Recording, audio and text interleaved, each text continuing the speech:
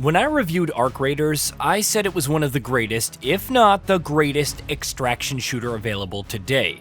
High praise for sure, but it's not the lack of competition that endeared me to Embark Studios' latest. It's the high quality, the excellence of execution that makes it stand out even among all the incredible titles that have already been released this year. And it seems I'm not the only one. I could tell you about the nearly 355,000 peak concurrent players on Steam over the weekend, which would have likely been higher were it not for server issues. But that's old news. Instead, let's talk about other metrics. This may shock you, but on top of earning glowing praise from players, 90% very positive on Steam based on about 42,200 user reviews and counting at this time, it's also a hit among critics. Based on the limited options available, Arc Raiders has an 87 Metascore based on 11 reviews. OpenCritic is even more incredible, a 94 average out of 16 reviews, placing it among the highest rated games of the year. Again, it's early days, and I wouldn't be surprised if that average dropped by a few points as more reviews roll in, but it's one of those rare occasions that a significant subset of players and critics agree that it's an amazing experience.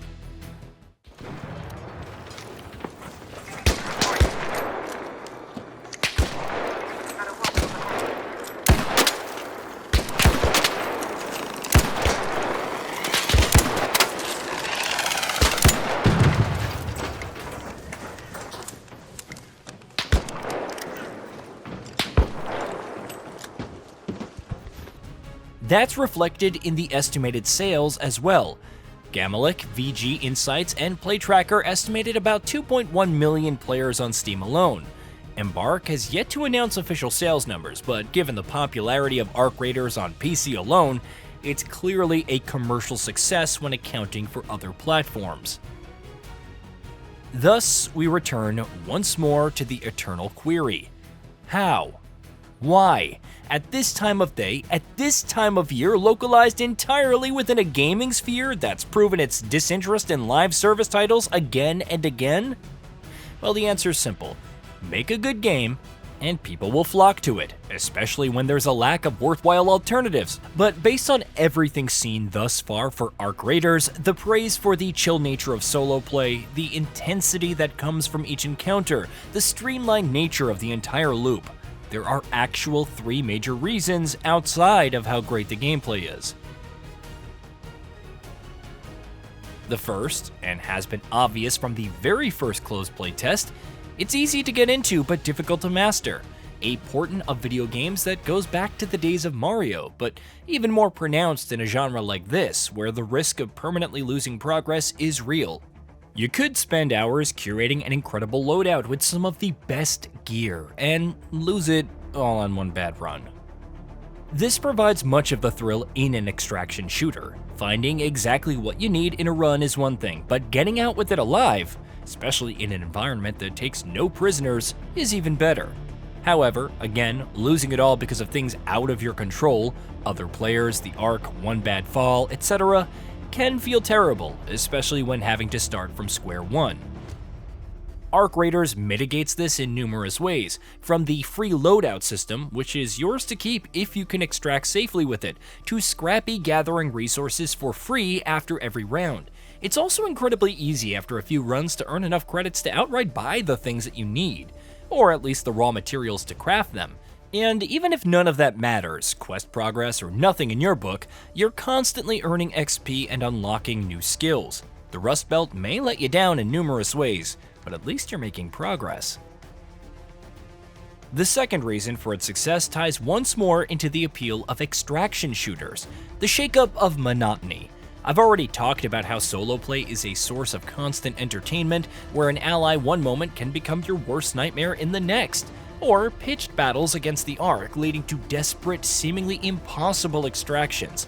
I've had quiet moments where it's possible to admire the environment and all the little details. Have I mentioned the superb sound design? However, there's also a definite thrill to playing in duos and squads, which is a de facto bloodbath. It feels like the result of not just the gear collection, but also the map knowledge accumulated thus far. PvP can be a real deal breaker in games like these. There are already requests for a PvE-only mode, and say what you will about how unreasonable they can be, even Tarkov caved and gave players what they wanted. In Arc Raiders, however, PvP feels like another essential part of Embark's vision. For all the camaraderie and speranza, there is an undercurrent of tension. The player's first time in the settlement is one of caution and distrust, and for good reason. We don't know everything about the vendors and their motives, and that extends to the residents, aka other players. It makes perfect sense that we're all trying to kill each other when there are no restrictions. In fact, I wouldn't be surprised if this ties into the overarching story and lore. Regardless, PvEvP is a fascinating experience in its own right, working alongside other players to take down Arc that would ordinarily be difficult on your own, constantly staying on the lookout for other squads, at times using the Arc against them to gain an advantage. It's funny how wandering through a looted location can differ so drastically depending on whether you're solo or playing with others. The latter inspires so much tension when it's not a tool for tracking potential threats that it's difficult not to get swept up in the excitement. Loss of gear be damned. The third, and by no means final reason, is the development team. Remember when Arc Raiders was first revealed as a co-op PvE shooter? Go back to that 2021 reveal trailer and you can feel the potential that it contained, even if it looked far less focused and in keeping with the current game. That Embark took one long look at the title and realized it wasn't fun, then spent several years finding that enjoyment is a testament to how much it cared about getting things right. Even after the shift to an extraction shooter formula, it didn't just push players to accept their vision. Playtests were held, feedback was solicited. Many thought it was good enough to warrant a shadow drop and sudden release back in June during Summer Game Fest.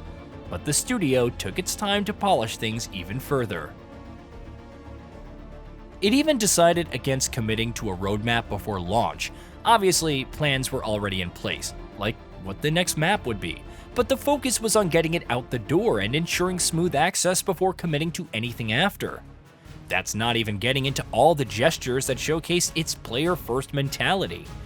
Giving out free Raider tokens due to server troubles is great and all, but nabbing cheaters and returning any stolen loot, even if you didn't report said cheaters, that's the mark of a team that goes above and beyond to prove it cares. The current roadmap is also as noteworthy as it is modest. New Arc machines, weapons, quests, an event, and a new map condition. All of this is in service of bolstering the current experience. I'm sure Embark will explore more drastic and experimental things down the line. For now, however, it's making the base game even better. Is Arc Raiders outright perfect? Not quite. Some resource stacks could be bigger, and the issue with graphical quality where low settings mean less foliage, thus giving you a better view of enemies, is mind-boggling. But Embark has proven that it understands what it wants Arc Raiders to be, while remaining in touch with what players want. Boom! Instant success! Whether that can be sustained over the long term is another matter entirely, but thus far, I maintain what I said before launch. This is the extraction shooter event of the year. Regardless of whether you like extraction shooters or not, it's well worth a shot. Hey, did you know that we at GamingBolt upload new videos every day? Stick around, drop a like, subscribe, and hit that bell. And let us know what kind of content you'd like to see in the future with a comment below.